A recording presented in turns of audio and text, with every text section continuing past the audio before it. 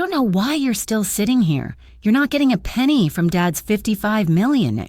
His voice didn't crack. Mine did, silently, somewhere inside where no one could see. And right then, that betrayal lit a fire in me I never thought I had. My name is Lorraine Whitfield, and before I continue, tell me, where are you watching from? I want to know because today I'm not just sharing a story. I'm opening a wound that healed in a way I never expected. And maybe, just maybe, someone out there needs to hear it. I never imagined that grief could come in layers. First from losing the love of my life, and then from watching my only son look at me not with compassion, but with calculation. I married my husband Richard when I was 28. He called me his quiet storm.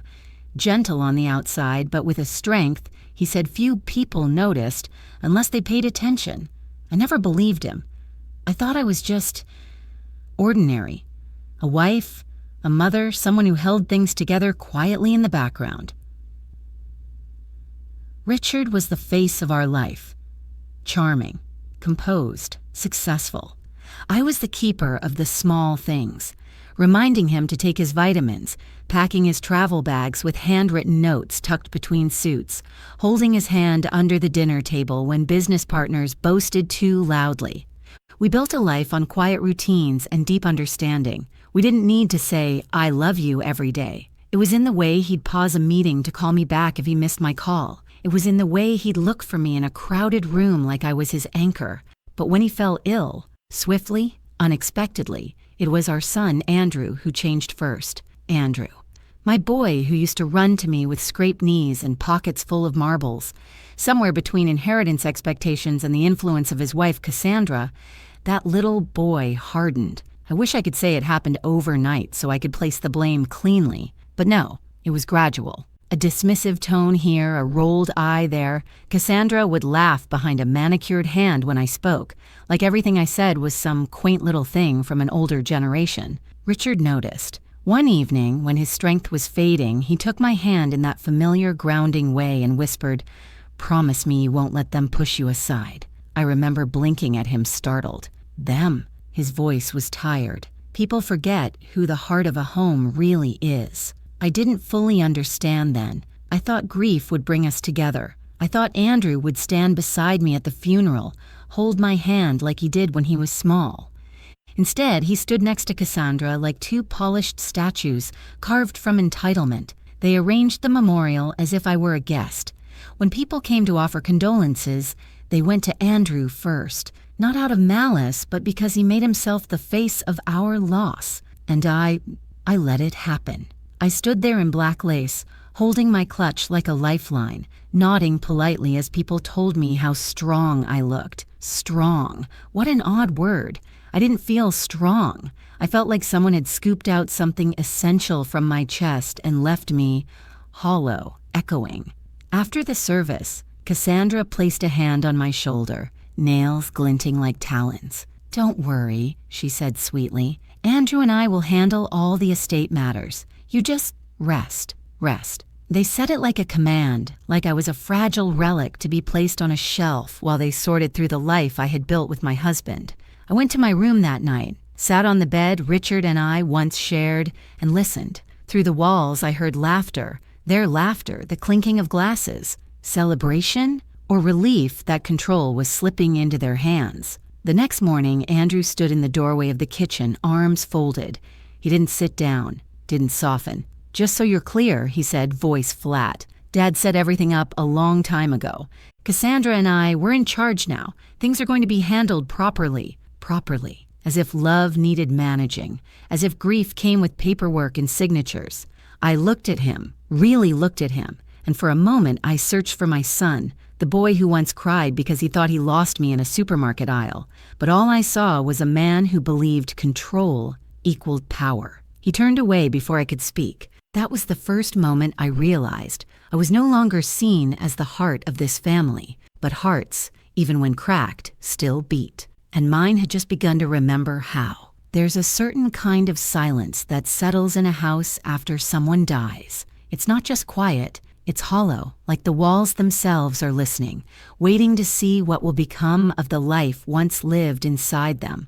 I thought naively that this silence would be sacred. Instead, it became the stage for something far uglier. The day after Andrew's cold declaration, Cassandra walked through the house like she was appraising a property she had just purchased, not gently, not with reverence, but with entitlement lacquered across every step of her designer heels. "I think we'll start clearing out this wing first," she said casually, pointing toward Richard's study, the room he spent years in, surrounded by worn leather books and photographs of our travels. She said it like she was talking about rearranging furniture in a rental apartment. I stood there at the entryway of the study, fingers curled around the doorframe. "That was your father's space," I said quietly. Cassandra didn't even look back at me. "Yes, and now it's going to be repurposed. It makes no sense to keep pointless emotional clutter."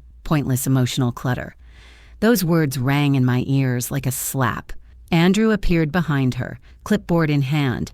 "We need to catalog everything," he said, like a businessman handling an acquisition. "Appraisers will be coming tomorrow. Some of these antiques are worth a lot." Antiques. My husband's reading glasses were still on the desk. That evening, I walked into the study after they left. I closed the door behind me and stood in the dim light. The scent of Richard's cologne lingered faintly on the air, mixed with the earthy scent of old books. I could still picture him there, head tilted as he read, glasses sliding down his nose, murmuring to himself when he found a passage worth underlining. I traced my fingers along the edge of his desk. There, in the top drawer, was a small stack of letters tied in a faded blue ribbon. Notes he had written to me over the years, anniversaries, birthdays, even little love notes he tucked into my coat pocket during winter. I remember one in particular. "If anything ever happens to me," he had written, "promise me you'll stay in this house. You're its pulse. Without you, it's just walls." But now, my own son had reduced it to inventory. The next days blurred together. People came and went. Strangers with clipboards, murmuring in low voices about value and market rate. Cassandra oversaw everything like a lady of the estate, smiling politely as she directed them to the next room. Andrew trailed beside her, occasionally asking my opinion, but only as a formality. It didn't matter what I said. Decisions had already been made. Once, when they were in the foyer, I heard Cassandra whisper, "She should be grateful we're even involving her. Honestly, she looks like she might crumble any minute." Andrew chuckled. "She's not going to fight anything. She never does. Never fights." If they only knew how many storms I had weathered quietly, how many times I bit my tongue for the sake of peace. But grief has a way of stripping away decorum. I was beginning to feel something stirring in me, something Richard once told me I had. That fire. But at that moment, I wasn't fire. I was ice, cold, still, watching. Later that evening, Cassandra approached me with a smile that didn't reach her eyes. "We've been thinking," she began, meaning she had been thinking. "It might be better for you to move into the West guest room. It's smaller, cozier. We'll turn the master suite into a more modern space." Dad's taste was very old world.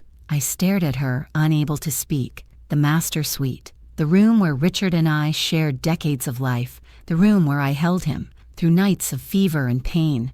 The room where our laughter and arguments and reconciliations lived in every corner. "I'm not moving," I said, my voice steady in a way that surprised even me. Cassandra blinked, then laughed lightly as if I had told a quaint joke. "Lorraine, sweetheart, this is just practical. Don't make this harder than it needs to be." Sweetheart. That word, spoken in that tone, made something inside me shift. I didn't argue. Not then. I simply turned and walked away, letting silence say what words could not. But behind my quiet exit, a vow formed. Not loud or dramatic, but steady and ironclad. They were wrong about me. I was not done. I was not defeated. And they had no idea what Richard had prepared. There's a grief that comes with losing someone you love, but there's another, quieter grief that comes when the place you built your life in begins to reject you. A home can love you, you know. It can hold your laughter in its walls, your memories in its floors, but it can also turn into something else, not by its own will, but by the hands of those who step inside without respect. Within a week, Cassandra had contractors walking through the hallways, pointing at walls and making notes about tearing them down. She spoke of opening the space, modernizing, optimizing flow, but all I heard was erasing. They moved like vultures, eager, efficient. I stood at the foot of the staircase one morning, watching two men carry out a large framed painting Richard and I bought on our 10th anniversary trip to Florence. It was a watercolor of a quiet street, shutters half open, flowers tumbling from windowsills like laughter spilling into the street. We stood in front of it in that little art shop for nearly an hour, Richard debating if we should buy it. I remember teasing him. "You've already decided, you just want to hear me say it too." He laughed, that low, rich laugh that made passers-by smile, and said, "All right then, tell me to buy it." The men carrying it now didn't know any of that. They just saw inventory item hash 47. As they passed me, one of them hesitated, almost apologetic. "Ma'am, we were told to remove all non-essential decor." "Non-essential." I nodded, unable to trust my voice. I waited until they left, then walked through every room slowly. The living room where Richard and I danced once, on a rainy night, to a scratchy record just because the thunder sounded like applause. The dining room where Andrew, at 12 years old, stood on a chair and gave a dramatic speech about how he'd one day take his father's place in the business world. Richard clapped with tears in his eyes, pride glowing. Cassandra wanted to turn that dining room into a minimalist, multi-purpose lounge. As I stood in what used to be my garden room, with vines creeping gently along the window panes, Richard installed himself. Cassandra's voice floated in from behind me. "You know," she said lightly, "we've been discussing possibly turning this into a wellness studio, something fresh. The older aesthetic is cozy, but it doesn't sell well." Sell. That word landed like a stone in my stomach. I turned to her. "Sell?" She smiled, eyes gleaming like polished glass. "Well, eventually, yes. This property is valuable, Lorraine. Nostalgia doesn't translate into equity. Equity. My husband once stood in this very room, soil on his palms, and pressed a daisy into my hair. This house will outlive us," he said softly, "but it will always smell like you." Now, they were discussing resale value. I realized then that grief had camouflaged the truth for me. I had been mourning Richard so deeply that I missed the second funeral happening around me, the burial of our shared life. That night, I didn't sleep in the master bedroom, not because they forced me out, but because I couldn't bear hearing Cassandra's voice echo in my mind while lying in the bed Richard built with his own hands. So I sat in the study instead. Richard's chair was still warm with memory, the leather worn soft where his hands had gripped it during late nights of work. I opened the drawer again, taking out one of the letters. My fingers trembled slightly as I unrolled it. "My love," it began in his familiar looping script. "If you're reading this, I'm not there to say what I should have said more often. This home exists because you breathed life into it. Don't let anyone convince you that your quiet strength isn't the foundation of everything we built." Quiet strength. I closed my eyes, breathing in the words. In the morning, Cassandra knocked on the doorframe without waiting to be invited in. "We've scheduled a design consultant to come by tomorrow.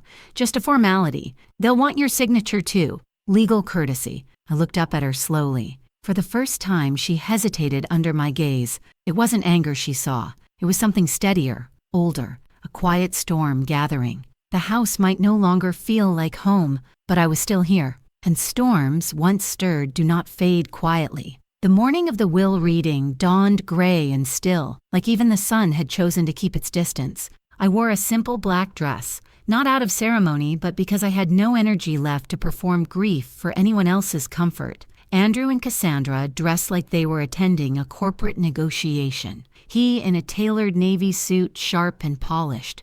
She in a sleek dress, hair swept into an immaculate chignon. They looked powerful, or at least they wanted to. As we pulled up to Whitfield Crowley Law Offices, a place Richard had visited countless times to discuss business matters, Cassandra placed a perfectly manicured hand on Andrew's arm and whispered, "Just stay calm. This is just paperwork now. Paperwork." My husband's life reduced to documents and signatures. My decades of marriage reduced to bullet points and legal clauses. We were escorted into a polished conference room. A long mahogany table stretched before us, reflecting our strained expressions like a mirror. At the head sat Mr. Crowley, Richard's attorney for more than 20 years, a quiet man with kind eyes and a steady composure. He stood when I entered. "Mrs. Whitfield," he said softly, with real respect. "Thank you for being here." Cassandra exchanged a look with Andrew. A flash of impatience crossed her face. She didn't like that he addressed me first. We took our seats. I sat across from Mr. Crowley with Andrew and Cassandra flanking me like polished sentinels guarding their expected victory. Papers were neatly arranged in a folder before him. He placed his hands atop them and paused. For a moment, he simply looked at me, as if seeking silent permission to begin. Then he spoke. "Before we begin," he said, voice level but carrying a subtle weight, "I want to make clear that Mr. Richard Whitfield left very specific instructions.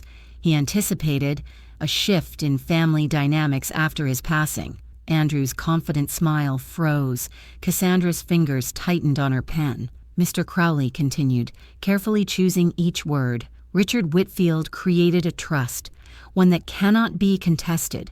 By his direct request, control and authority over all assets, properties, and financial decisions were granted solely to his wife, Mrs. Lorraine Whitfield." Silence. A heavy, stunned silence. It was as if the air itself thickened. Andrew blinked. Once. Twice.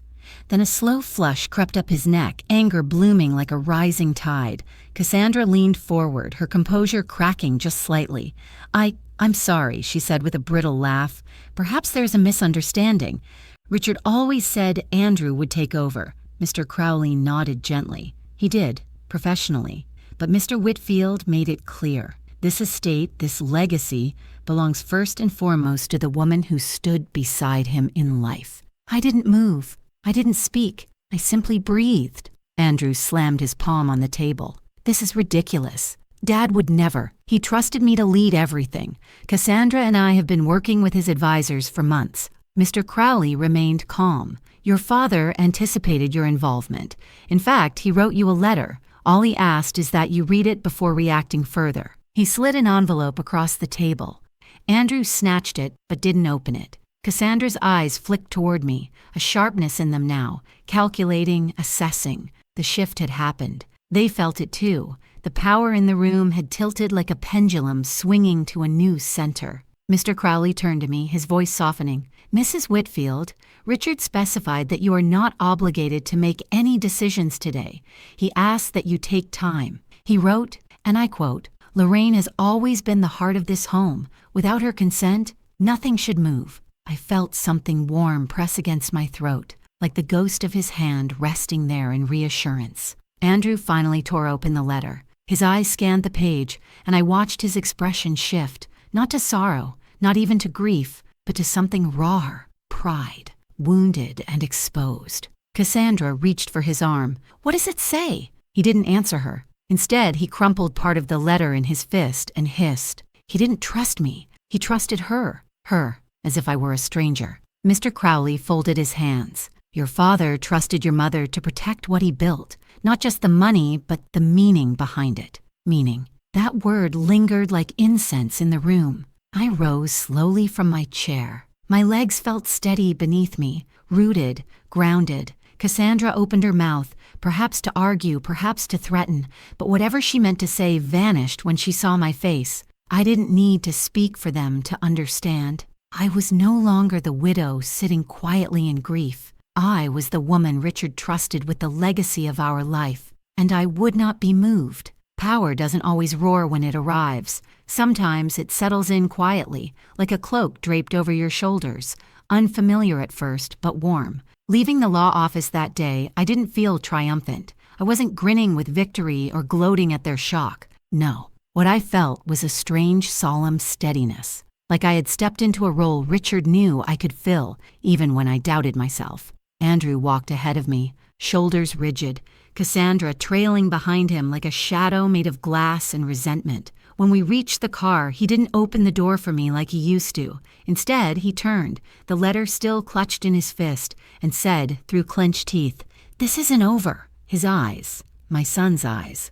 were cold. I remembered those same eyes looking up at me when he was little, tearful after scraping his knee, whispering, Mom, don't be mad. The contrast pierced me more deeply than any legal discussion ever could. Cassandra stepped forward, her tone softer but laced with calculation. Lorraine, she said, placing a practiced hand over her heart, I know this is all new to you, but Andrew has experience. He knows how to handle large estates. This level of money, responsibility, maybe it's too much for you to manage alone. For a moment I simply looked at her, really looked. This young woman, polished and poised, who had never seen the nights I stayed awake managing household finances when Richard was traveling, or the times I sat with him reviewing documents, not because I had to, but because I wanted to understand the world he moved in. I softened my expression, not out of kindness but clarity. I have managed more than you think, I said gently. Her smile faltered. When we returned to the house, the silence between us buzzed like a storm held at bay.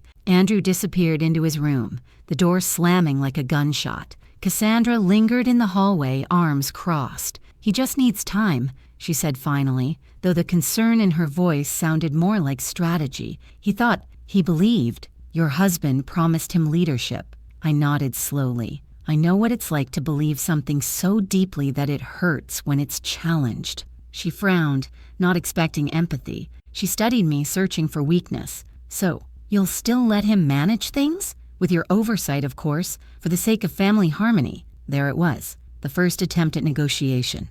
I didn't respond with anger. Instead, I walked past her toward the study. At the doorway, I paused and spoke without turning. Family harmony doesn't begin with control. It begins with respect. Her silence behind me was sharp. That evening, I sat alone in the master bedroom, the room they had tried to claim as theirs. I didn't cry. Strangely, I realized I had no tears left for what was already gone.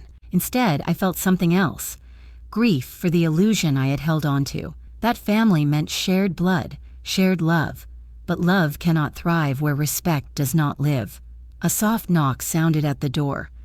I knew it was Andrew before I heard his voice. Mom.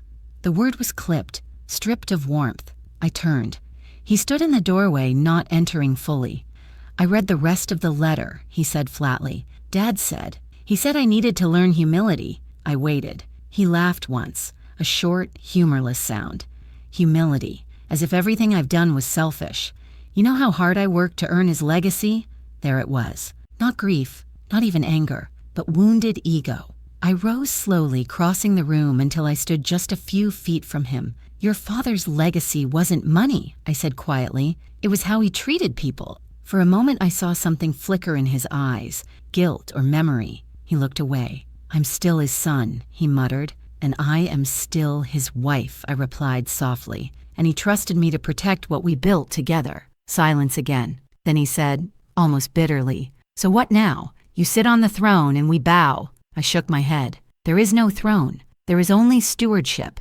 And right now, neither of you have shown you understand that. He flinched, but he said nothing more. He turned and walked away, leaving the door open, a small, unspoken acknowledgement that the conversation wasn't finished forever. That night, I lay in bed and stared at the ceiling Richard painted years ago after convincing me that a bedroom should feel like a sky you never want to leave. I traced the faint brushstrokes with my eyes, and for the first time since his death, I spoke aloud into the quiet. I did what you asked, Richard, I whispered, but this is only the beginning, isn't it? The house creaked softly as if answering. No thunder, no applause, just a steady, growing resolve. There comes a moment in every life when you stop waiting for people to become who you hoped they'd be, and instead, you begin to accept what is.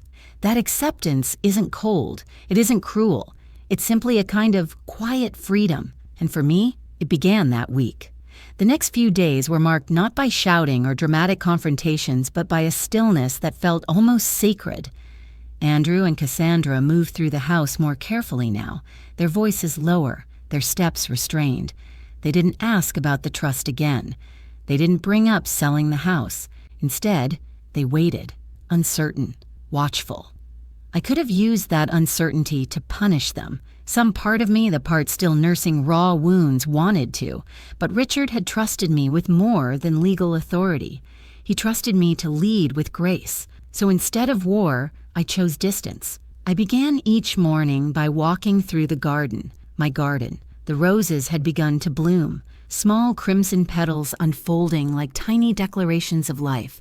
I touched them gently, remembering how Richard used to say, "You can tell how someone loves by how they tend to living things." He never meant just plants. I realized, standing there with the sun warming my face, that I had spent so many years tending to others that I had forgotten to tend to myself. So, I began to reclaim small things.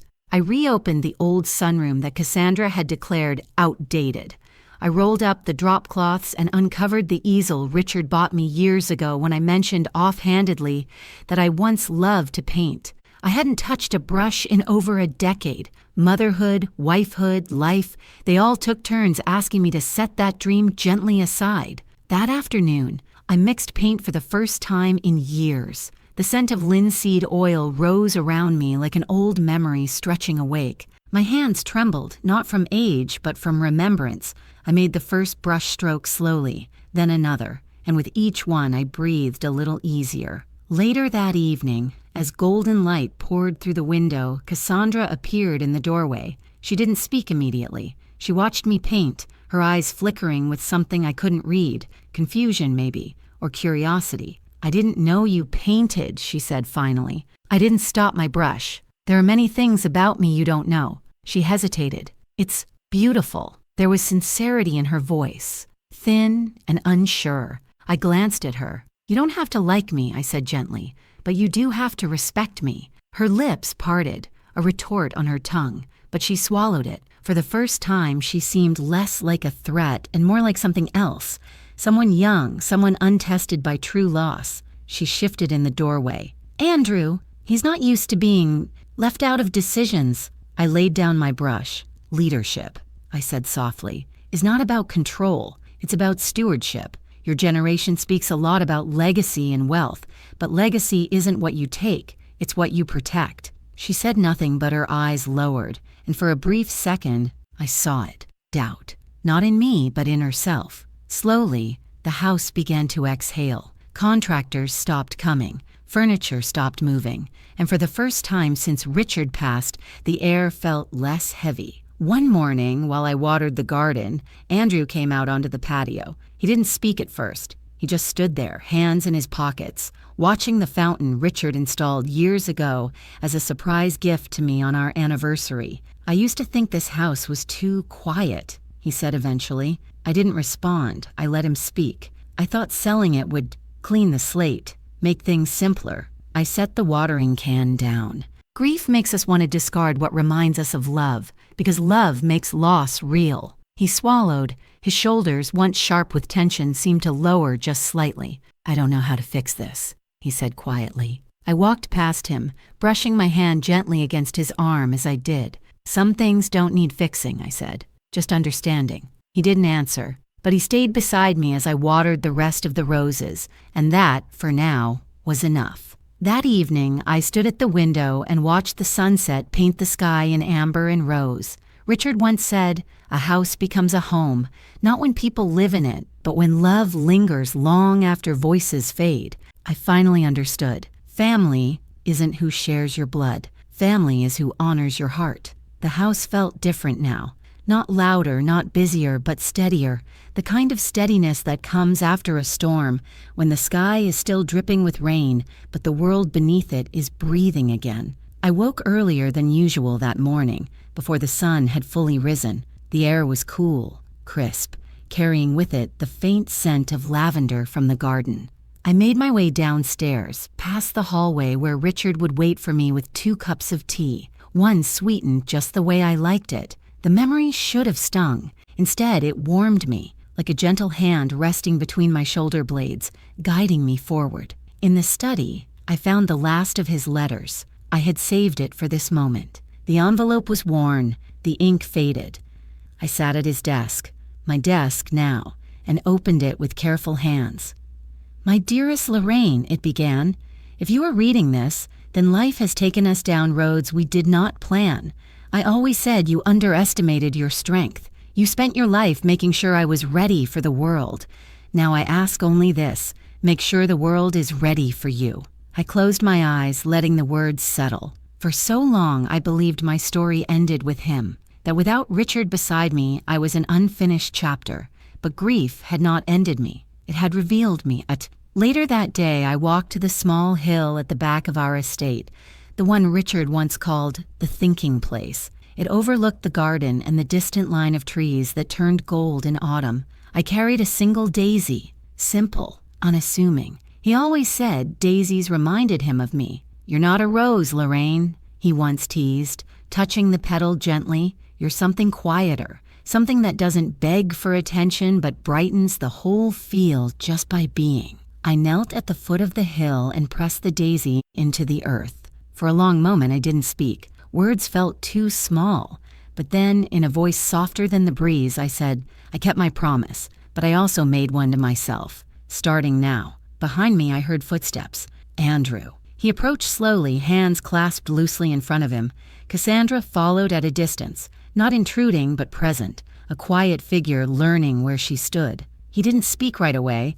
Instead, he looked at the daisy, then at me. "I read the letter again," he said, his voice no longer sharp but contemplative. I nodded. I think I understand what he meant now. Silence stretched between us, not heavy but open. He took a breath. "I don't know how to be like him," he admitted. "You're not meant to be," I replied gently. "You're meant to learn what he stood for and choose who you will become." His eyes, so much like Richard's, softened. "I was angry," he said, "not just at you, at him, for choosing you over business, for choosing sentiment over structure. He chose love," I said, "and love is the only structure that lasts." Cassandra stepped forward then, her voice quiet. "We forgot that." I nodded, acknowledging but not absolving. Forgiveness is not a single moment. It's a slow unfolding, like petals learning how to open again after winter. As the sun began to set, casting the sky in warm hues, Andrew stepped beside me. "Do you want help in the garden later?" he asked, almost unsure. I smiled faintly. "Yes," I said. "Bring gloves. Roses don't yield without a little resistance." He huffed a quiet laugh, and for the first time in a long while it didn't carry bitterness. That night, after the house had quieted and shadows danced softly across the walls, I stood by the window of the master bedroom, the room I had reclaimed not out of possession, but presence. I thought back to the moment my son looked at me and said I would receive nothing. Those words had cut deeply, but now I saw them for what they were, not a verdict, but a beginning. Some betrayals do not shatter you. Some betrayals awaken you. I touched the window frame, feeling the familiar grain of wood beneath my fingertips, and spoke quietly, not to the house, not even to Richard's memory, but to myself. I am still here, not as a widow clinging to what was, not as a mother waiting for permission to belong, but as a woman, rooted, steady, alive. And in that stillness I found a peace I never expected. Not the peace of everything being perfect, but the peace of finally choosing myself,